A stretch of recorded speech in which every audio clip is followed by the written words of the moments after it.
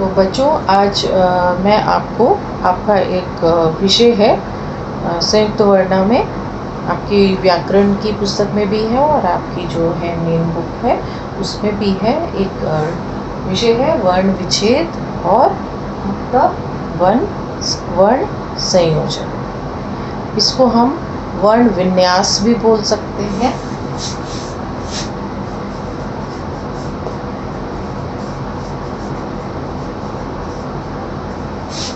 ठीक है, वर्ण विच्छेद या वर्ण विन्यास और वर्ण संयोजन।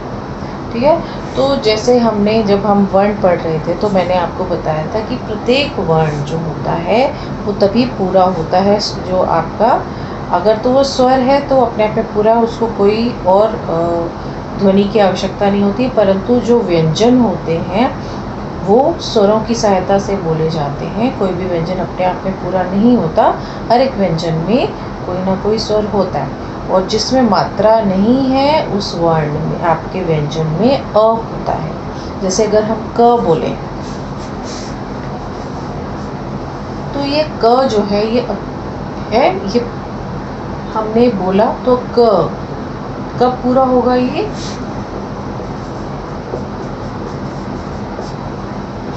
इसमें अ होता है। अगर मात्रा की बोलेंगे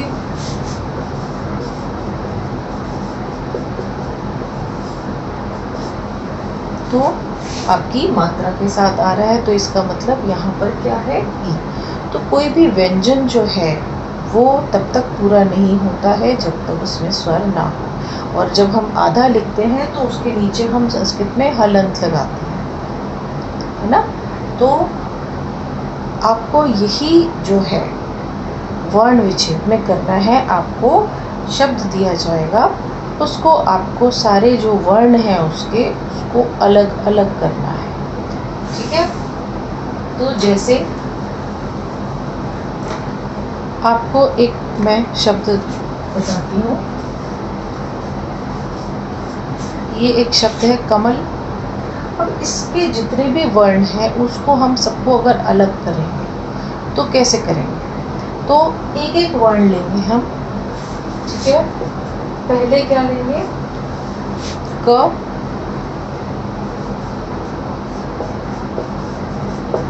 क कैसे बना था? क जमा अ। अब म लेंगे।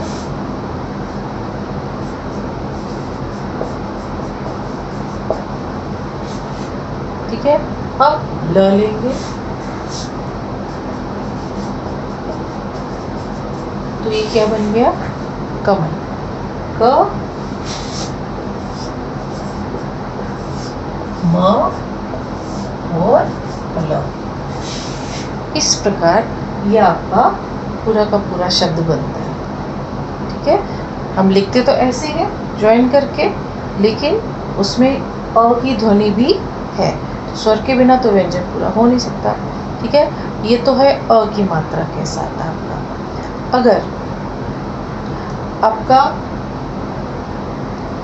हम संस्कृत में लें, जैसे अहम,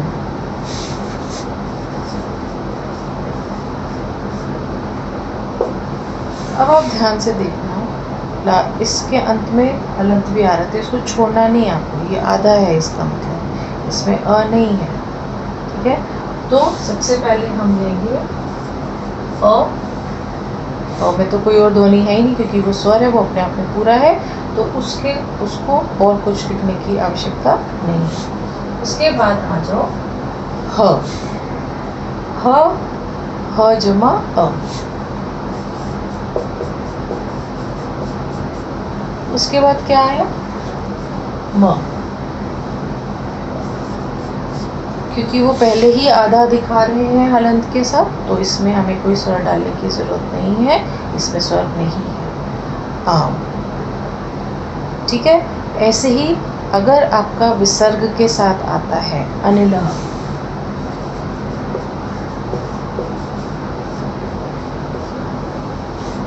तो सबसे पहले क्या है? अ स्वर है, उसको तो आप ऐसे कैसे लिखोगे।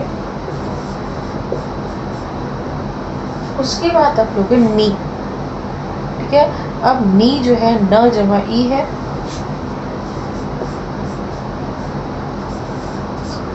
और इसका विशेष ध्यान रखना है, जब हम इसको खोलते हैं, विच्छेद करते हैं और अगर हम स्वर निकालते हैं तो व्यंजन में हलंत लगाना बहुत ज़रूरी है, नहीं तो गलत हो जाएगा।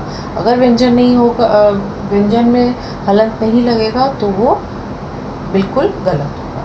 तो जैसे ही उससे स्वर निकला वो अपने आप में आधा हो गया, हलंत लगा दिया हमने उसको और उसका जो है स्वर अलग लिख लिया। अब आ जाओ लह। ल से भी हमें क्या निकालना है, आपका स्वर निकालना है। तो अब ल में अ तो है लेकिन विसर्गे भी हैं, ठीक है। तो जब हम स्वर अलग करेंगे अ में, तो अंत में जो विसर्ग आएंगी वो उसके साथ आएंगी, उसको छोड़ना नहीं है, ठीक है। तो इस प्रकार ये वर्ण विच्छेद आपका हो जाएगा, ठीक है। आपकी व्याकरण का जो चैप्टर आपका पहला पार्ट है, फर्स्ट चैप्टर है, उसमें आपका वर्ण विन्यास और वर्ण संयोजन के बहुत से शब्द हैं जिनको आप अभ्यास कर सकते हो, ठीक है। उसके बाद आ जाओ, आशा करती हूँ समझ में आया होगा आपको, ठीक है। इस प्रकार आप अलग अलग इनको करोगे, हलंत का भी ध्यान रखोगे और विसर्गों का भी ध्यान रखोगे। अब आ जाओ, अगर हमें ये दिया हुआ है और हमें वर्ण संयोजन करना है, दोबारा से हमें शब्द बनाना है, तो हम कैसे करेंगे, ठीक है। जैसे एक अगर हमें दिया है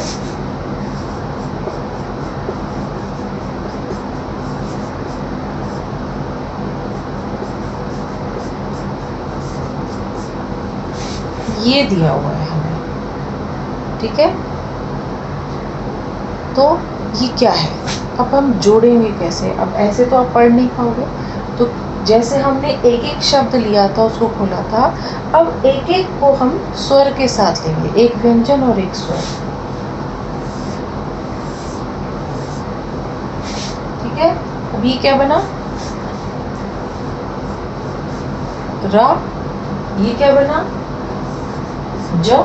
अब जैसे ही स्वर इसके साथ मिलाया तो हलंत तो अपने आप ही हट जाएगा, है ना।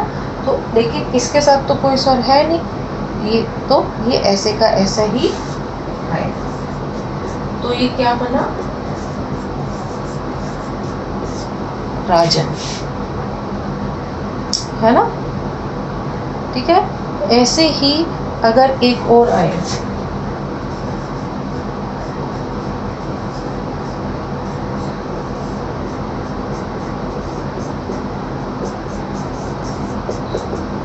एक हम और लेते हैं। अच्छा, इसमें अब आपको संयुक्त वर्ण मैंने आपको सिखाए थे, संयुक्त अक्षर, संयुक्त वर्ण, उसका भी आपको ध्यान रखना है। अब जैसे ही ये एक आपका वर्ण विच्छेद दिया हुआ है, आपको वर्ण संयोजन करना है इसका, तो जैसे आप हर एक ऐसे ही व्यंजन और स्वर लेंगे। अब मैंने ये 3 क्यों लिए, ये तो बना मी,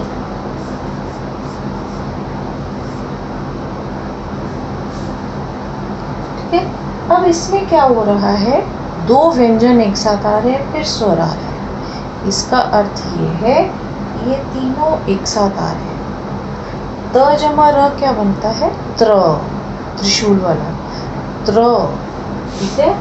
तो ये बना आपका त्र, तो मित्र,